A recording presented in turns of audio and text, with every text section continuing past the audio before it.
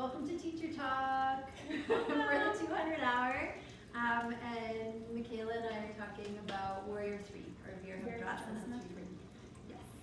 Do you want to start? Do you want me to start? Sure. We're going to start in tabletop. Just we're going to go right in. We're going to do a couple warm-ups first, and as we warm up, I'll just talk about why we're warming up and yeah. Okay. And I already forgot the Sanskrit name for tabletop.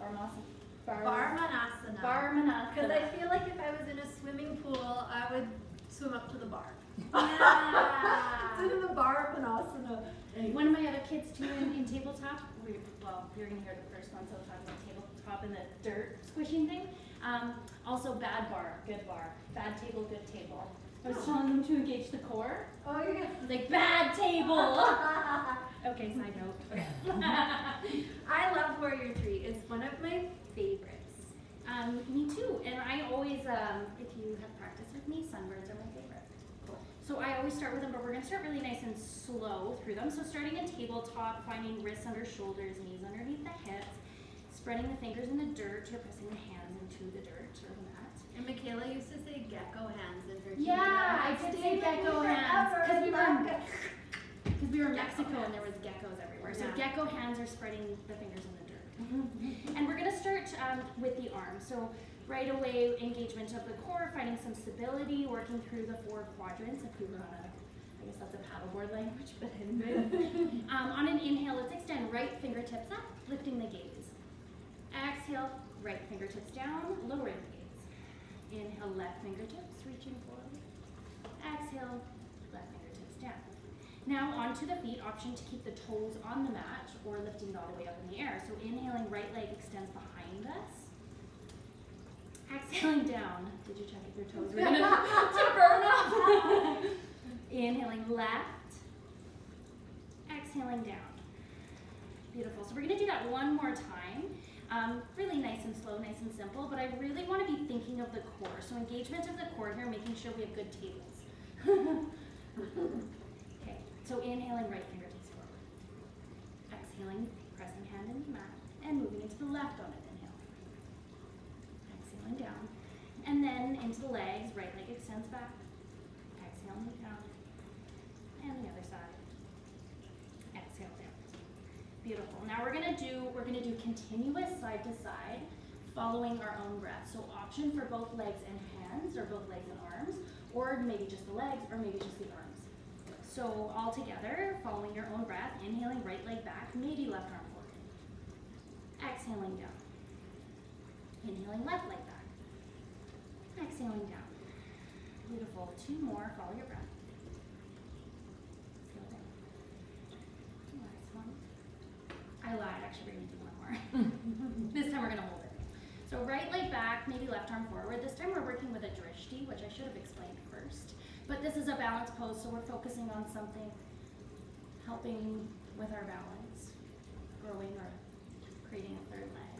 And then we'll lower the arm down, lowering the toes, but crossing the toes towards the left side of the mat. Beautiful. And then here we're really going to press into the heel of the foot. And so what I want here is when we eventually move into a warrior pose, I really feel this elongating stretch of the leg. And you really start working it with the pressure of the toes on the ground. If you want to add a little bit of C curve of the spine, you might look over the left shoulder towards the feet. Let's do one more full breath. Beautiful. Take the gaze back to the top of the mat. Uncross the legs, bring the knee back in here, back in tabletop. We might do a little hip dip side to side, where we're going to move that balance onto the left leg. So finding our foundation once more, engaging the core for stability. Inhaling left leg back, maybe right arm forward. Finding a drishti or something to focus on. Beautiful, one more full breath in. And as you exhale, lower the hands, lower the toes, cross the toes towards the right side of the mat. Press into the heel. Really feeling that pressure throughout the leg, maybe looking over the right shoulders for that C curve.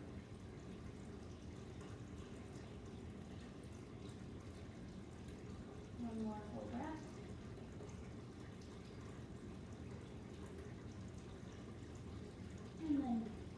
gaze back to the top of the mat.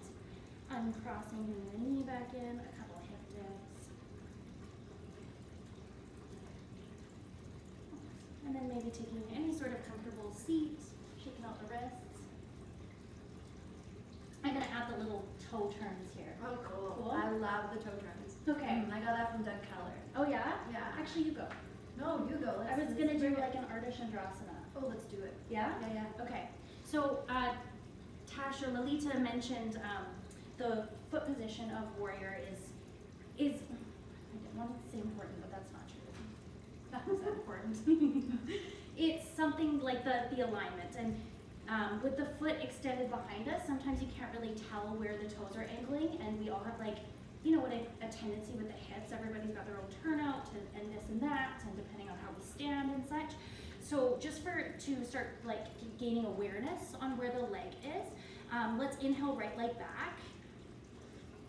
And then let's start to play with the toes. So pointing the toes outward and then back down to the ground. Maybe even moving, I would say inward, towards the left. How about that? So just feeling like through all this whole rotation of the hips. Just kind of noticing how that feels. Like I know my hips love to be turned out. I was a ballet dancer. So it's very trained in me, turning in or even having the toes facing the ground. It's just not where I go to, I don't know. And then eventually if you want, we can add a position here. So leg extends back. Let's take the left toes and bring them to the left side of the mat. Let's take the left hand and find the center of the mat. Open the toes towards the right. We're moving into a variation of Ardashandrasana or half moon. So either staying right here, or if we find a drishti and feel nice and solid, you might extend the right fingertips all the way up to the sky. Beautiful. And then coming back down when you're ready. Moving back into tabletop, so left hand finds underneath the shoulder, bring the toes back towards the back of the mat, lower the leg. I love hip dips, so let's do more side to side. I'm like a child of the 80s, so there was like that dip, na na na. Do you remember that commercial for like granola bars and they dip them in chocolate? Do you remember that? Yeah. Dip. Anyways, that's what I'm doing in my head. I'm dipping my hips side to side. Okay. That's amazing. Let's take that into the other side. So let's inhale left leg back. Yeah. And start playing with those toes. Start playing with the hips. Just noticing.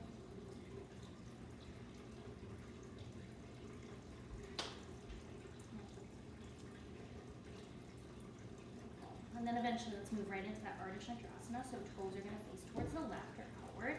Right hand finds the center of the mat. Right toes finding the edge of the mat. And lifting all the way up. Nice. Breathing, lowering, and crossing back to tabletop. Maybe hip dips, maybe lowering, moving intuitively. I'll let you take over. Love you. Sure.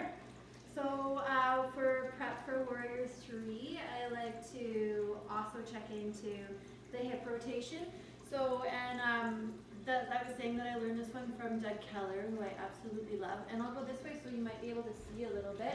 Yeah, if you go down there and I go up here better. If I take the left leg back, and so quite often in yoga classes we'll hear where a big toe is pointed down towards the ground and then energetically feel like you're pushing back into an imaginary wall. And that's great, but check this out, get curious and see if you just slightly angle your toes outward, and if you can feel the glutes engage for even extra support through the pelvis. And so it's really subtle, but I loved it. I was like, it's just a completely different sensation. So both are right, but experiment and just see which one you like best. And I bring that into my Warrior 3. So it's nice to bring in Bar Manasana warm-ups where you can engage through the feet there. And then I also like to get into, this one's from Eric Schiffman, is a heavy-handed dog. And the reason I like to do this is the engagement through the core, Mula Bandha, the pulling up of the pelvic floor, which is naturally going to happen when you're in Virabhadrasana, otherwise known as downward dog. But also So warming up through the feet and getting the sensation through the feet. And we know how incredibly important our feet are, right? When we connect to the vestibular nervous system, and that's like a whole other hour. So for heavy-handed dog, you plant your hands just like you would for downward dog. So outer shoulder distance apart, have your gecko or hands in the dirt, pressing down. Yeah, and for this one, how I like to get in is to invert the toes behind you, and then lift up the knees so they're hovering above the floor, and then push your ribs all the way back to your thighs, and that takes the weight out of your hands, and then start to lengthen your legs to the best of your ability, and you can let the head hang. And I'm pretty fluid. I like fluid movement, so it can bend one knee deep, bend the other knee deep. Yeah. And then for a heavy-handed dog, it's a similar movement. You'll inhale, come into your high plank where the shoulders are stacked over the wrists. And then exhale, bend the knees, push the ribs back, lengthen the legs to the best of your ability. And we can do 2 more of those where you inhale, come forward, high plank, exhale, bend the knees, and then lengthen the legs to the best of your ability. And one more time. And I often, like, my toes will start cracking. I'm like, oh, thank you. Yeah, and then from downward dog, you can go ahead, take the right leg back behind you, and then take a slow, gentle step forward into Anjanasana, into your lunge. Yeah, and I like to come up onto my fingertips for longer arms. Yeah, and so quite often here, I'll play with movement of going back and forth with a hip floss. So that's when I can take the hips back and straighten the front leg to the best of its ability, yeah, and then bend the knee deep. And you can play here, you know, as many times as you like for warming things up, warming the hips up, getting used to weight being on the feet and taking the weight backwards and forwards. And then you can stack the right knee over the right ankle. Yeah. And this next one I learned from my gorgeous friend Lydia Zamorano, and I really, really loved it. And so what she was saying is to come on up, so to lift the torso and keep a nice deep bend in the front knee. Take the arms out in front of you, and maybe I'll go this way and you can stay that way so you can see. Woo. So balance already. Yeah. And then you're moving your torso forward and rolling over the back toes and going back and forth. So you're bringing in stability and balance, but what I love about this one is the ability to engage the glute muscles. Can you feel that? Oh, yeah. So you often hear in yoga like that root to rise, right? From the ground up. So when you come from the ground up, you come forward, you have that strength that you can press down through your roots and start to lift up that back leg and lift on up to your warrior 3. Yeah, and then gently come back down. I have a lack of grace, balance. But I really love that from Lydia. Yeah, so let's take the hands down. Let's step back to downward dog, and let's do the other side so that we're not lopsided. Wiggle it out a little bit. And then let's go ahead, lift the left leg up. And I like trying to bring it through nice and slowly and rounding through the upper back. So once again, just like you were talking in your teacher talks with crow pose with Darcy, is getting that space between the shoulder blades. Yeah, and then hip floss. So you're opening the front side of the leg, the back side, the hips. It's just one of those all around good things. And then you can center the left knee over the left ankle and lift on up. Yeah. And then play with rolling back and forth over the toes and feel how the glute engages to support. And you'll feel that right down through your foot. And then when you're ready, roll right on over. Press through that bottom foot and lift up. And I like to lift up, and you can even angle that back foot like we practiced in Virabhadrasana for the extra support through the glutes here. Yeah, then go ahead nice and slowly, bring the knee through, and come on down to Tadasana. So that's one way of getting into it that I like from the ground up. And often in my classes, I like to move from the ground up for confidence, from the earth, and then start to play from the sky down. So I think you teach from the sky down. Well, I do the, I love that you mentioned that, because the sunbird, like gaining confidence from the ground up, and you already have like that really beautiful feeling. Like you know you've got that core engagement, you know you can support yourself in the position. So now we do it from standing. So top down. So I always, like everything in yoga, balance, ritual. And I like to, people come back to my classes, it's like, okay, we're getting into a balance, they can feel it, they can sense it, we'll talk about it. Tadasana is really important for me. So we start in Tadasana, palms face forward, feet finding the ground, wherever they are. They don't need to be underneath the hips, just wherever they're comfortable. And notice the breath. This is where I always tell my students to go. Notice the breath, bring the attention inward. And then let's find our feet. Feel the bottom of your feet pressing into your mat, into the earth. Feel the earth pressing back. Feel the strength in the ankles that are supporting you, the shins, the calves, the knees, the upper legs. And that nice neutral pelvis, that engagement in the core. A beautiful open heart space, shoulders down. Notice the breath.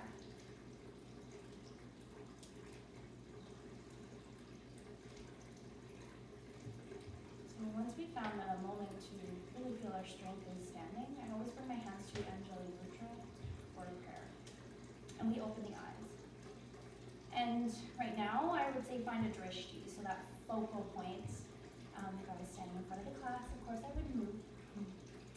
But finding something to focus on right now, and knowing that your path line as you move into your Warrior 3 is going to change. So you kind of find a line that you're going to invisibly draw with your eyes. And then I'd soften the knees, soften both knees, really engage the core here. And let's move right into our Warrior 3. So shifting the weight into the right foot first. Beautiful, and then starting to take the left foot off the ground, kind of teeter-tottering forward as the left leg extends back.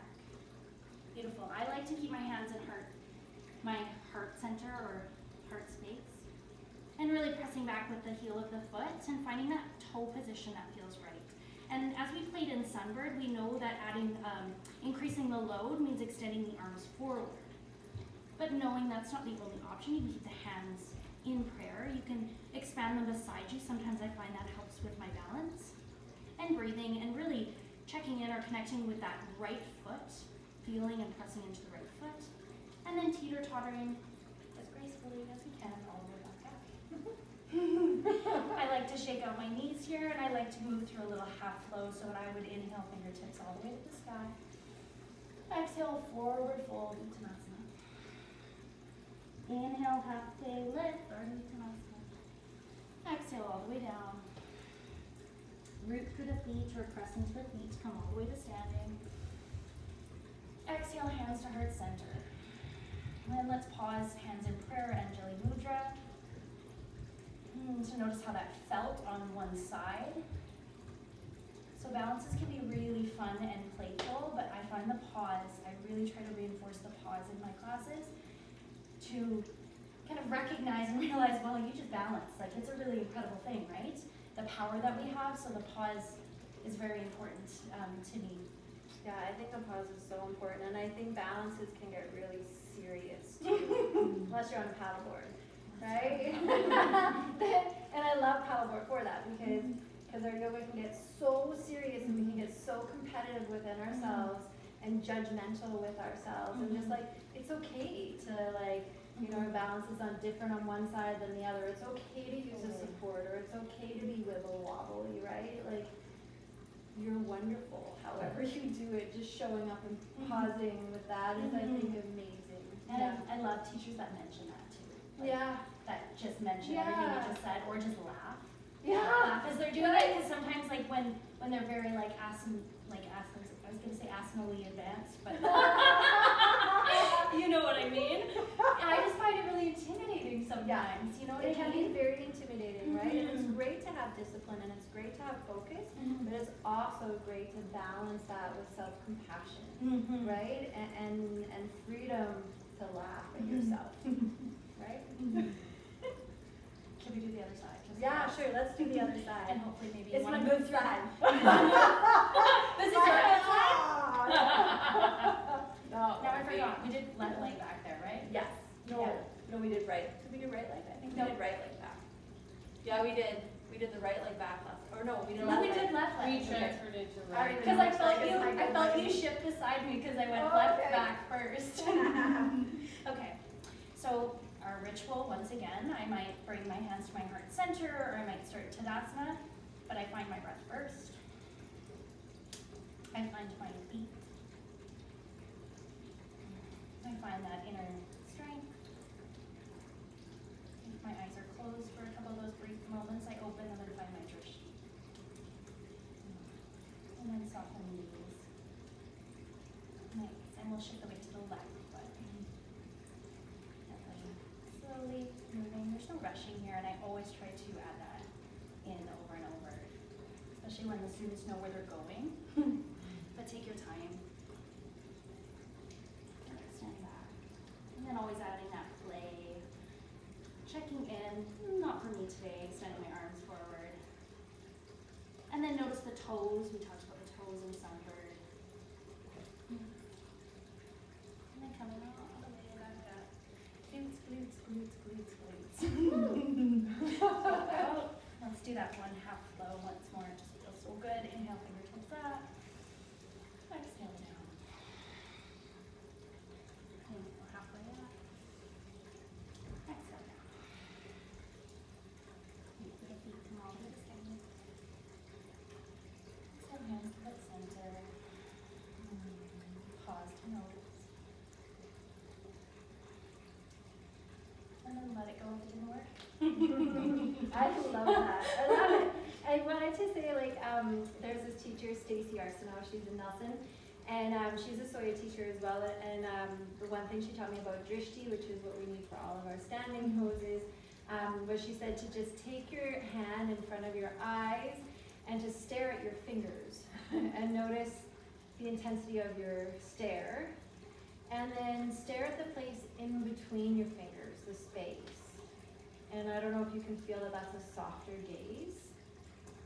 And so that's the drishti. So when you take your hand away, it's like you're staring at the space between the fingers for that third invisible leg for stability, right? And then as soon as we start moving the gaze, you start challenging yourself with stability. And so we want to keep that comfortable challenge or comfortable ease, right? Where you're comfortable, but there's still a little bit of challenge. Yeah, which is, balance is always a challenge. They say balance is like if your mind's going around at night, to just get up and do some balance poses. I'm a sleeper, so I've never experienced that. You don't have troubles. Yeah. And so I think like for cool downs, usually for like something, if I'm standing, for a counter pose, for balance is usually something grounding, right? Because balance is offering challenge of instability, and we have instability in our life all the time, and then how do we like ground ourselves so that we can counter it? So quite often for me it's a forward fold, or for some people I think it's like coming right down into child's pose, but in your Uttanasana, in your standing forward fold, you get that flush of blood through the brain and through the facial tissues, right? Stimulating Sahasrara chakra, where we get more grounded and stable. Okay. Yeah, awesome. That's all I have to say about Virabhadrasana. Me too. Yay!